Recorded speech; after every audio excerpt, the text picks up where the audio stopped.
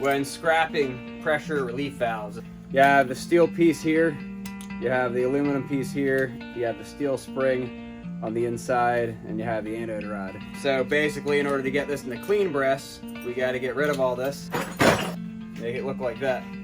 This behind me is the best way that I found to do it, and I'll show you how it's done. So what I'm using to do this job is a 14-inch DeWalt electric chop saw. I'm also using a cutoff wheel style blade. I'll put that in the description as well, that way you know what it is. Just made my own little box here to try to collect the dust.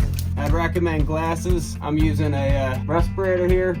Using this to keep it out of my face. Throw these gloves on, and I might even throw some ear protection on. So as you can see, they're two separate type relief valves. One is smaller in diameter, one is larger in diameter. One is much shorter and tighter. The smaller in diameter one is taller. So for this one, smaller in diameter, taller one, what you're gonna do is you're gonna get your vice grips, clip it on there, bring this down. Once it cuts through about maybe halfway or less through to the spring, it's gonna catch it, it's gonna shoot it right out. So we clamp it down, put it right here.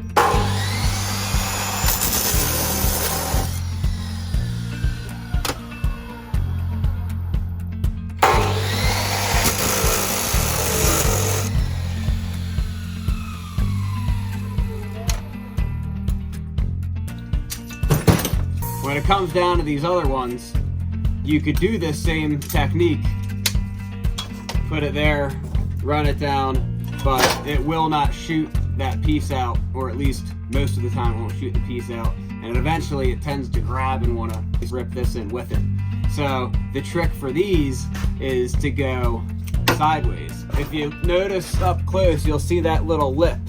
There's a little lip that sticks out there. So you want to run the blade right along the inside of that lip.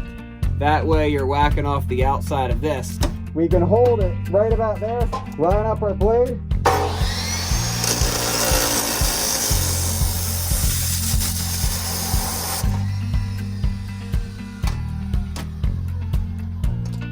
This one's a little less clean and easy.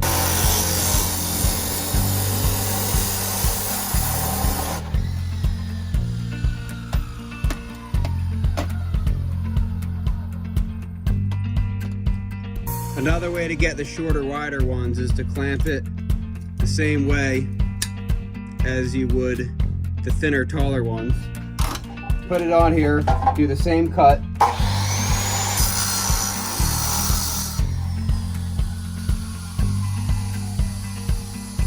So you just got that same little cut down there. Put a screwdriver in, and then you're gonna pry it. It's gonna make that crack for the top, and then you just continue to work your way around just like that. It'll fall right out. Drop that out. Now you have a good piece of clean red brass. I'll show one last one of these. I'm gonna grab it here, set it here, bring it down.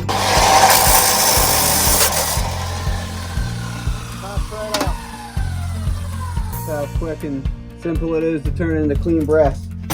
And then you can usually pick up a bunch of these as well, throw in your bin to scrap.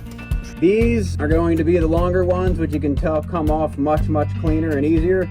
Just a single cut, the top pops right off. This one, some of them I get to save a lot more and keep the whole thing round like that. Other ones get chopped down, so you're losing a little bit more on that one, but these are the quickest ways that I found to scrap this brass. If this helped you out at all, please let me know in the comments and like this video. It would really mean a lot. Thanks for watching.